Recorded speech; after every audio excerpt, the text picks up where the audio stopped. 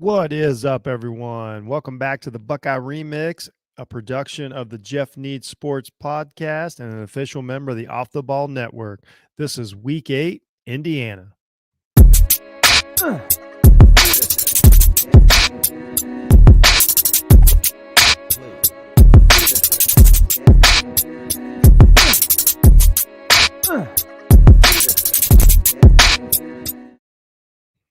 What is up, everyone? This is the remix again, and this is the devastating win over the Indiana Hoosiers, 54 good guys, Indiana 7. It was a great weekend. It was a lot of fun.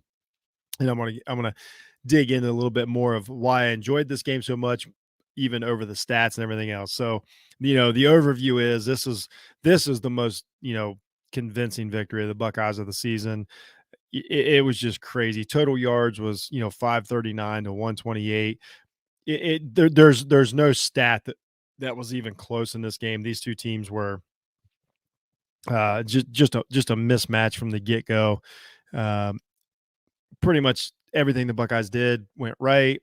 Indiana couldn't get anything going. They did have a good drive there in the first. We'll talk about that here in a second. But overall, it was 44-7 at half, without any signs of life from the Hoosiers. Basically, the Buckeyes went to Indiana, a team that had had talked a lot of smack about some credit that maybe they hadn't earned, some equity that they hadn't earned last season. And I believe that the Buckeyes made it clear the separation between the two programs. So that's my overview. So we'll get into knee jerks, and that was my thing. Like, personally, this was a personal thing for me. Everybody remembers last year, Buckeyes were up big on Indiana. Indiana comes back, gets it within 7. And then they did have a chance that they could have won the game. They didn't. The Buckeyes move on. Indiana was a very good team last year, but then Indiana tried to ride that Buckeye loss for the rest of the season. A lot of comments about who deserved in the playoffs, who deserved in the Big Ten championship. If everybody remembers the whole COVID thing and the cancellation of games, even though the world clearly knew who the better team was last year, which was the Buckeyes, and they proved it in the playoffs. But just a lot of, like I say, a lot of unjustified credit there that the Indiana wanted last year. So this is a game that me personally have been waiting for since last year. This is one I had circled on the calendar. I called it. It's a revenge game over a game that we didn't even lose last year. It's actually one of the longest winning streaks in college football from one team over another. But that was just the whole thing. It was like, I understand what you did last year. The game wasn't as close as that it was portrayed. But it really bothered me because here's the difference. What it does when a team like Indiana says, okay, like we had one good game against you and a loss, and now we should be better. We should be in the playoffs. We should be in the Big Ten championship game, and all these things. It takes away from what the Buckeyes do on the field and 2 decades of building a program that deserves to be in that next tier. They put the time into it, the money into it, in all these things, that they dedicate all these resources to it. And then this Indiana team, they're all hyped up. That the coach makes great videos after the games and during that, and everybody loves him and all that. So then all of a sudden they want to just sweep in and act like they're an equal to Ohio State. And honestly, that just bothered me a little bit. This is all personal stuff here. This is what Jeff Needs Sports is about. The remix is not about my objectivity. So I was angry, and I was angry all last year. I told everybody that last year. You can go back and look at my tweets before they played last week, and I said, I wanted to be on board, so I didn't feel like I was sneaking up on anybody. I said that I was waiting for this game. This is my most wanted win of the year. I wouldn't settle for anything less than destruction. I wanted Indiana to know where they were at and where we were at. Nothing against Indiana. That program is up and coming. I appreciate everything they did. I respect what they did, but they're just, if in 2 decades, come back to me. We'll see what you've done, or in 40 years, whatever Ohio State's done to build to this level. So I took a lot of satisfaction out of the game as one of my most enjoyable games in a long time that wasn't, a Michigan victory. So I really enjoyed it. So I just wanted to get that off my chest. Indiana, nothing personally against you, but you got exactly what you asked for. And the Buckeyes brought I don't care about injuries or any of that because everybody always says that. Well, the Buckeyes have freshmen all over the field, and they still absolutely barnstormed you. So let's just put that to bed. You're not there yet. You're not there yet. Sorry, Indiana. So we'll move on. Offense looked great. They could do whatever they want. 539 total yards. This wasn't a game. They weren't going to punt. They could run it. They could throw it in kind of crappy weather. It was just amazing. They did a good job. The offensive line made everything go. The protection was great. So Ohio State could do literally, they could do whatever they wanted that game. Like whatever their choice was going to be that game, outside of like maybe 2 drops from the wide receivers that weren't even that horrible. There wasn't even flaws in this game. I mean, it was just a complete mismatch. No answer for the Ohio State offense from Indiana. Defense looked much better. They were faster. They're obviously more physical. They're more athletic than Indiana. They gave up the opening touchdown drive, not game opening. Indiana's first drive wound up in a touchdown. There was a few flaws there, especially whatever it was a miscommunication at linebacker or whatever allows for the touchdown. But Indiana did kind of drive down the field. But even in that drive, Ohio State made them work for it. They kind of punished them physically. It was just another game to where they took one more step forward, or like a little faster, a little better, like they're getting it a little bit more. So I was pleased with the defense, and that'll show up on the report card. So overall, just an absolutely devastating win, by Ohio State. Complete mismatch. There's not one stat that even leans in Indiana's favor. I was a little disappointed in the Indiana crowd. I mean, you begged for this game. They gave you the night game, and then essentially the Indiana fans were gone by halftime. It was almost an empty stadium outside of the Ohio State fans. I don't care what the weather was. There's things like that. If you're not gonna, you can't tell me one level you're a top level program and deserve to be in the playoffs, and then this is how you treat the biggest game of your season. Just because you've had a crappy season, this is the advantage you have as a program like Indiana, is you get to just fold on it and wait till next year. So let's just put that to bed. Be careful what you ask for. That's the end of that. So we'll go on to let's do the report card. Funnest part of the show. Obviously this week's a pretty good one, even for me. You guys know, I grade these test stuff, but here we go. I'll get my notes out here real quick. So, quarterback, I gave him an A. Terrible weather. His Stroud's decisions get better every week. His ball placement is really good. The trajectory, the throws. He made 2 throws. Everybody knows the throw to Smith and Jigba over the middle of the field. One, just a truly next level quarterback throw. Not that he's the only one that can do it, but he's the one that did do it.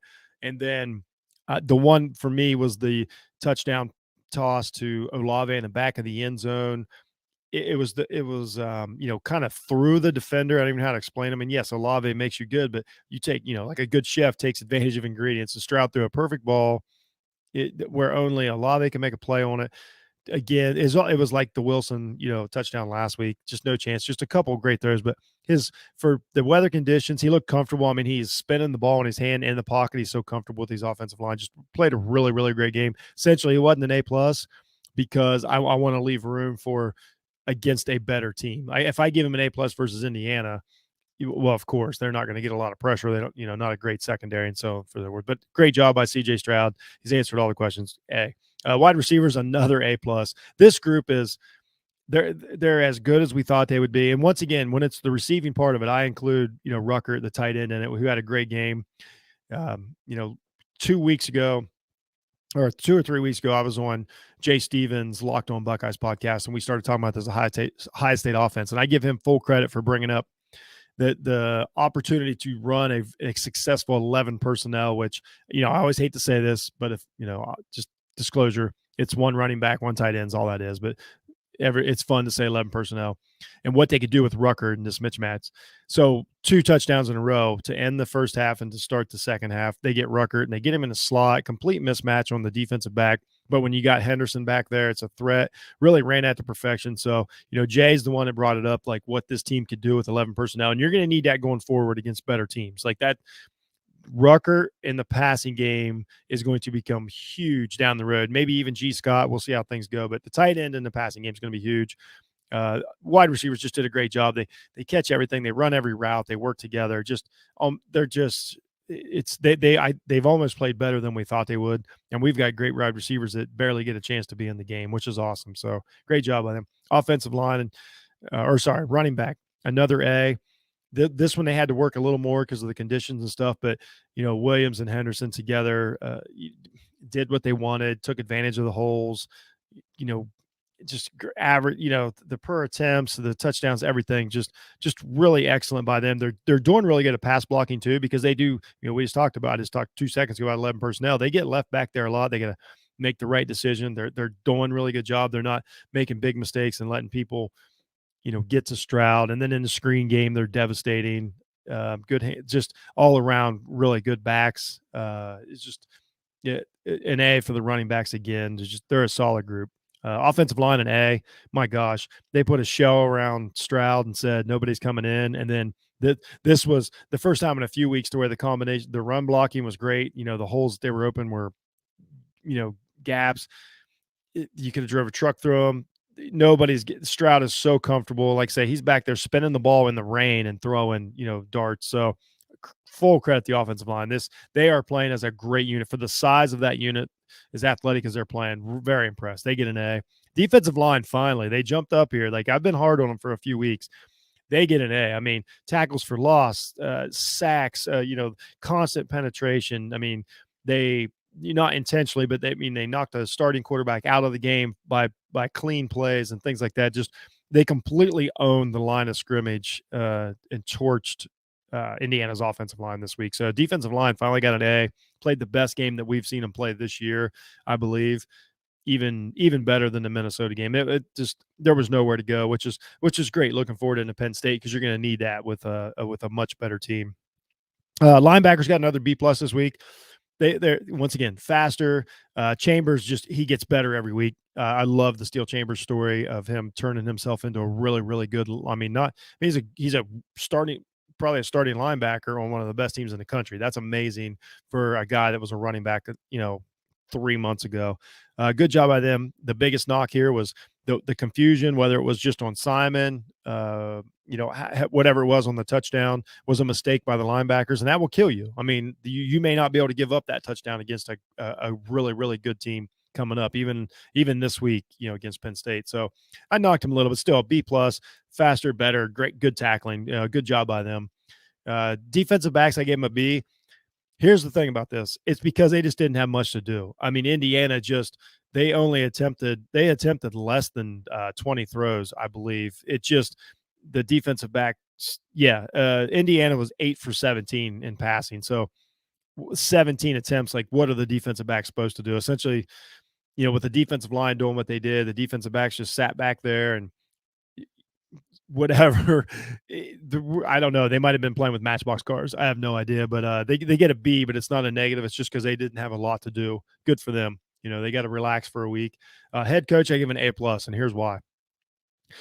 We've said anybody that loves a team, but especially if you have a really good team, in Ohio State, this has been a knock over, like I say, decades. They've came out in these games and they've been flat, and they've had to fight from behind against much, much, much lesser opponents early in the game. And we all complain. We're like, why don't they go, why don't you do this? This team was ready to play. The game plan was good. The energy was good. Everything like that we blame a head coach for, they passed. They didn't, once again, no silly time, time management issues or any of that. Just the team was ready. That's all you can ask for a head coach. The team was ready and played almost to perfection. I give full credit. I like the way they respond to him, and like the energy and everything. Once again, I've just watched Buckeyes play so much football over my lifetime that when they come out flat, it's frustrating. And that's typically a coaching staff's fault. They did not on this one. They came out, every position group looks like they got a little better. Even the really good ones, like wide receiver, like they just take that one more edge up. That's part of the coaching staff. Great job by the coaching staff. They were ready. Thanks for that. It's going to get a lot harder. That was supposed to be a great game. It wasn't. I've already been hard enough on Indiana, but it was a joke. You didn't show up, Indiana. You didn't do your part. You didn't hold up your end of the bargain, Indiana. That's all we heard was how much you wanted us.